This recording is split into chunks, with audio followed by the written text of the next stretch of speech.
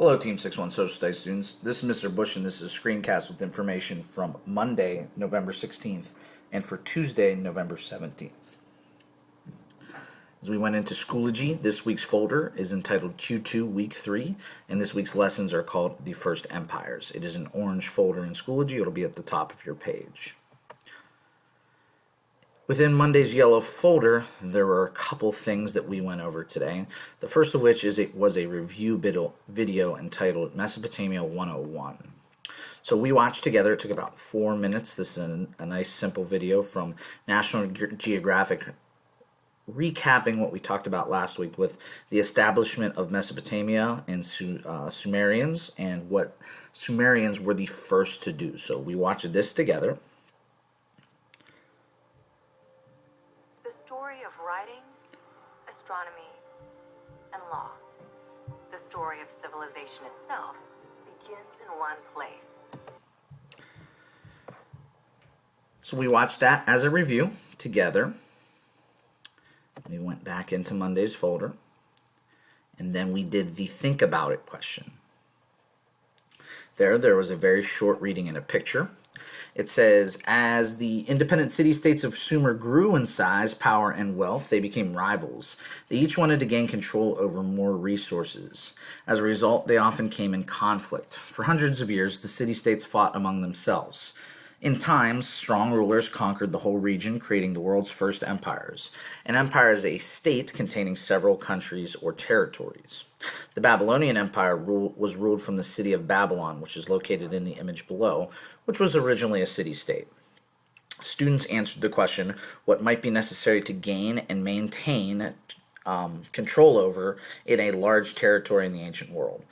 So we talked about resources such as water, food supply, military, weapons.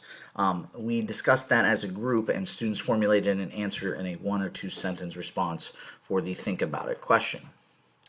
Finally, on Monday, students completed the video discussion post.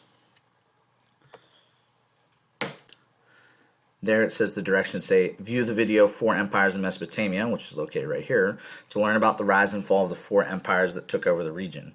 Then answer the following discussion question. It says, how did power and authority change in ancient Mesopotamia over the course of 4 different empires that ruled? So this video is also about 4 minutes. Students will watch. Hi, have you heard of the 4 empires of Mesopotamia? An empire is a large territory where several groups are ruled by one powerful leader. So students completed this discussion post in about 1 or 2 sentences, and this will be the grade for Monday. I asked students to consider how power was earned and received in ancient Mesopotamia, whether it was peacefully done or done by war. I also asked them to consider what the lasting impacts were of each of the 4 empires of Mesopotamia. That is, what was left over from Mesopotamia for the rest of the world, what we took away from them. So that will go into their responses for the video discussion, and again, that is the grade for Monday. As we go into Tuesday's folder this week, students will first answer this warm-up question, which is an interesting one. It says, classroom and school rules are similar to laws. What would a classroom without any rules look like? Are there any advantages or disadvantages to having no rules in force?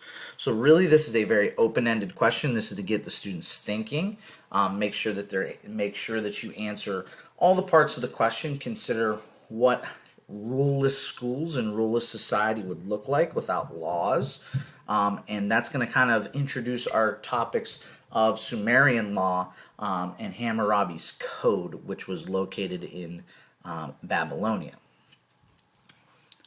So after that is done on Tuesday, we will go into this page right here that says the Babylonian Empire text and video.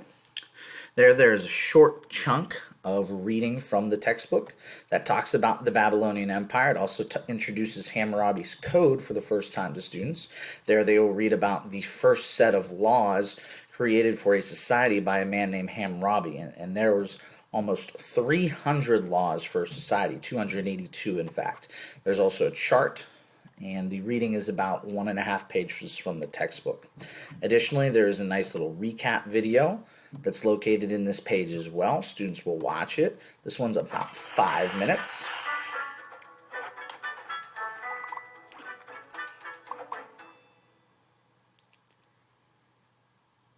The Code of Hammurabi tells us an immense amount about Babylonian society. So that video goes into talking about the importance of Hammurabi's Code, why we're studying it, and why it's still important to humans today as the first written code. After students read the text and watch the video, they will complete a short quick check, which will be the grade for Tuesday.